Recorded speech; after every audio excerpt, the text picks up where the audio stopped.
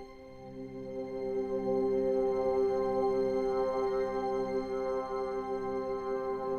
history of a UK credit card. Up until the first credit cards came about, charge cards had been available since the early 1900s, which were limited to specific shops or businesses such as restaurants and bars, which were interest-free, but the whole balance would be payable normally at the end of each month.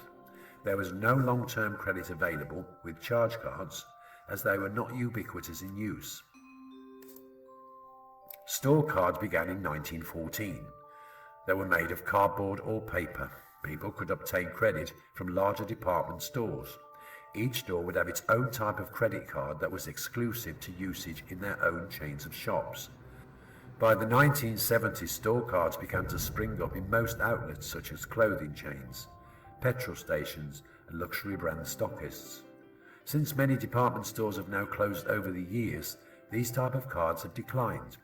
Most larger chains have now produced their own credit cards such as Marks and Spencer's, Tesco's and Sainsbury's, which are mainly Visa types and are not exclusive to shopping at their own retailers. However, they are encouraged to shop with them by special offers and discounts being promoted to their unique customers.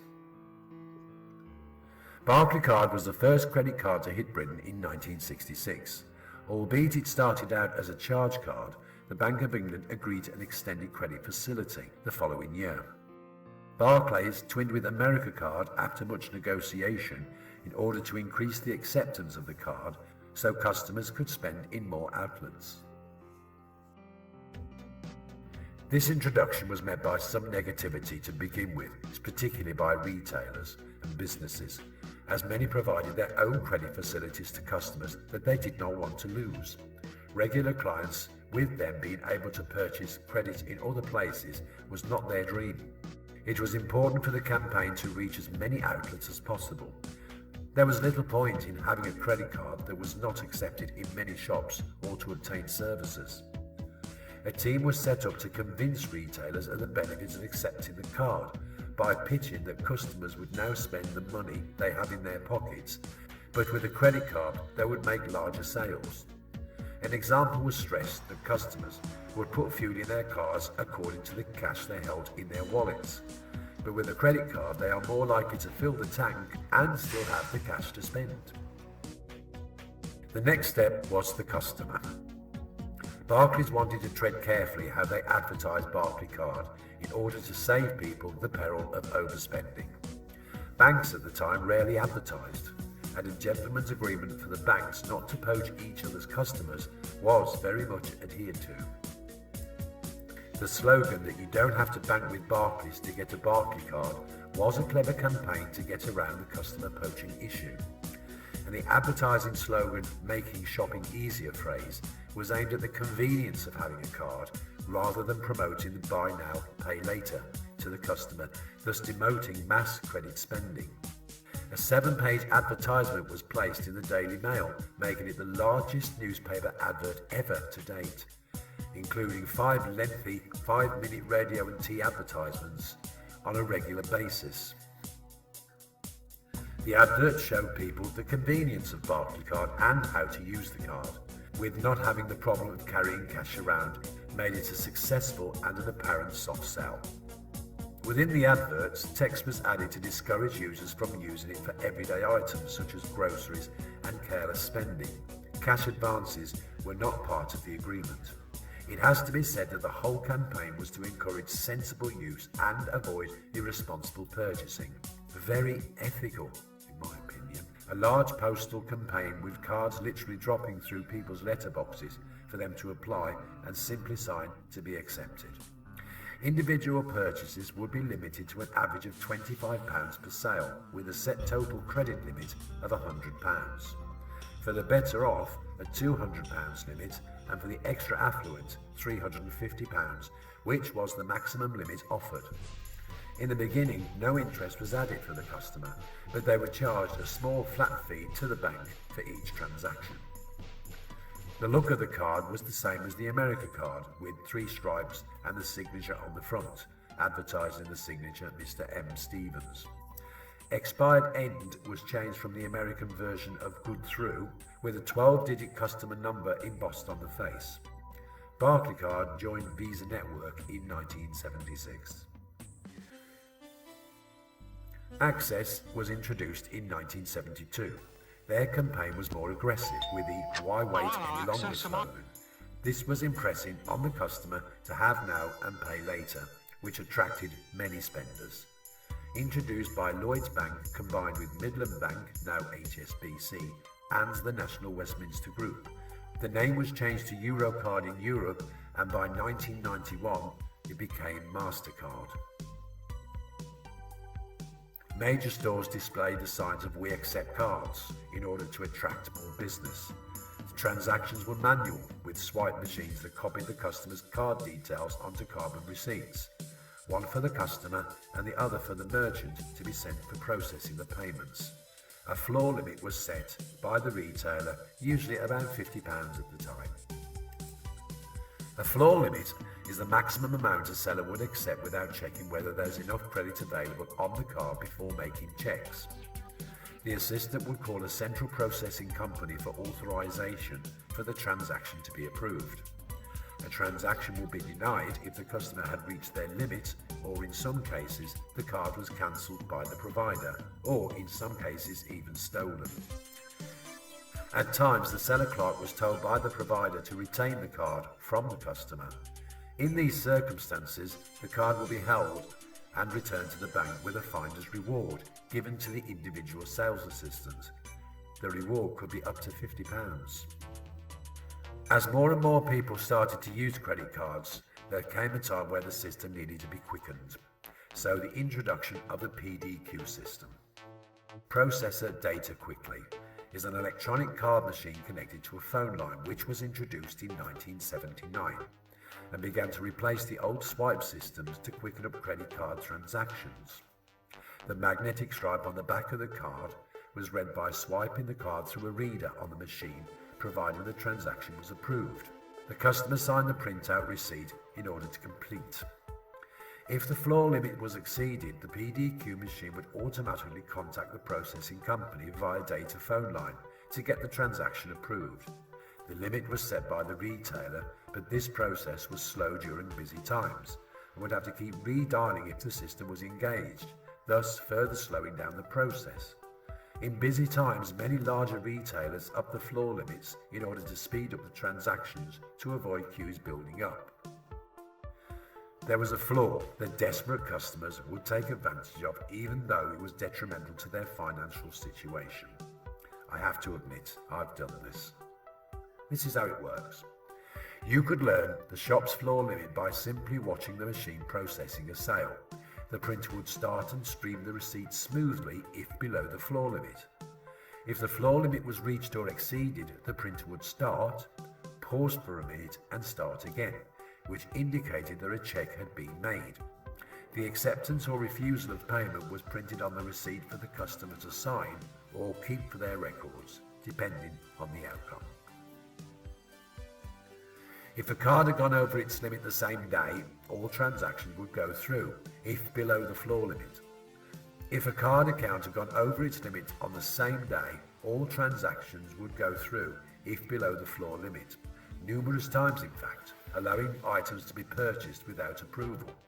The next working day, however, the card would be stopped and recognised by the PDQ without checks, and payments would be declined. In some circumstances, the card would be retained by the retailer.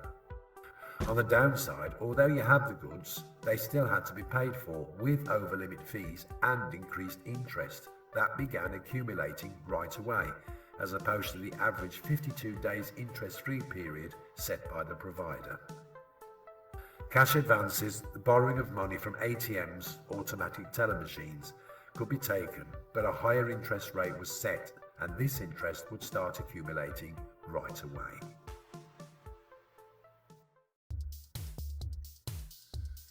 In the mid-1970s, there was the beginning of the credit card era.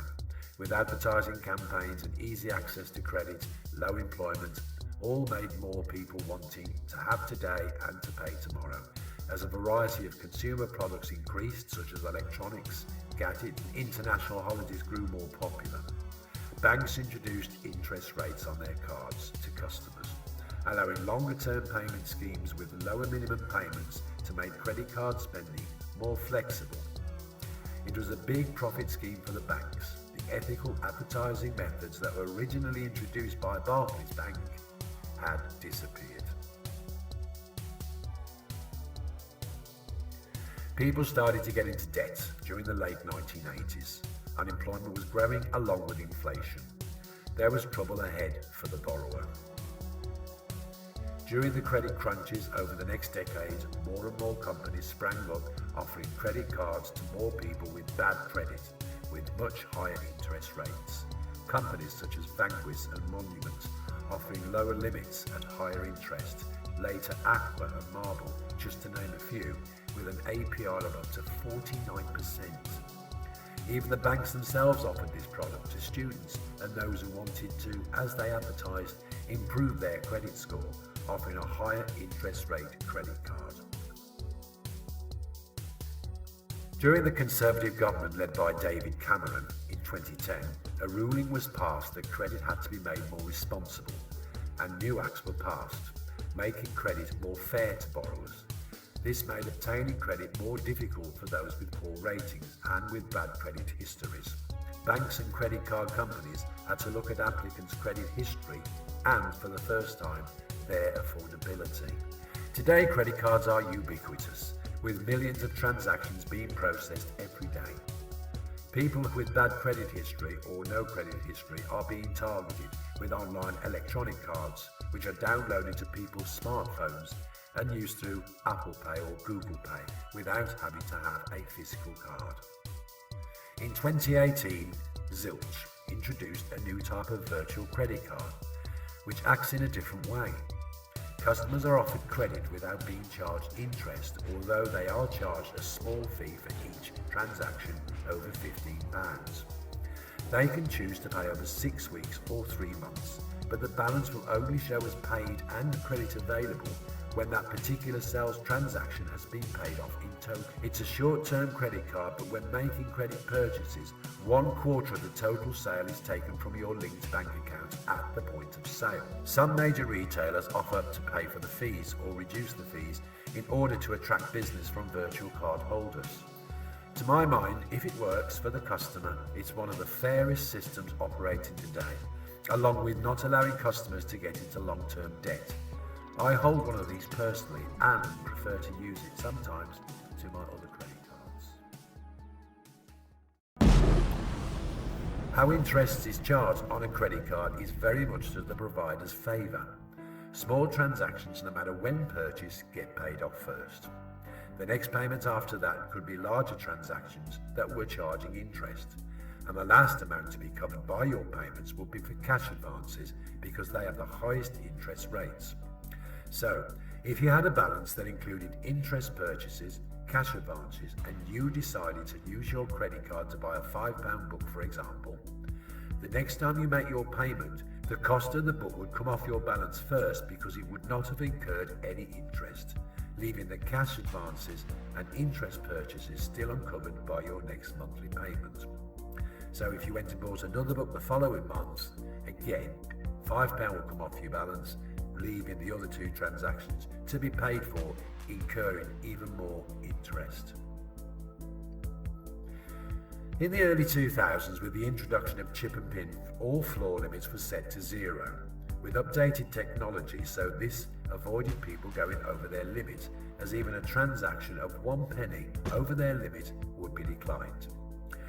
The retaining of stopped or stolen cards could no longer be retained by the retailer, as the era of customers keeping hold of their credit cards during payments had begun, as a customer typed in their own personal identification number without any need for sales clerks to touch the card, and no signature was required. In 2007, Barclaycard introduced contactless payments with no PIN or signature required for transactions for up to £15. As people began to trust this type of transaction, the amount was increased in stages, and today up to a sale of £100 can be carried out by using the contactless payment system. It is now used by 90% of card holders. Going back to the 1970s, as larger stores and chain supermarkets emerged around that era, they took advantage of an opportunity for card users to spend more by offering to pay a small fee to the bank that was formally payable by the customer. Usually there was a minimum spend. The customer at the time was actually taking advantage of the no fees or no transaction charges. In other words, they were getting free credit. This was all about to change.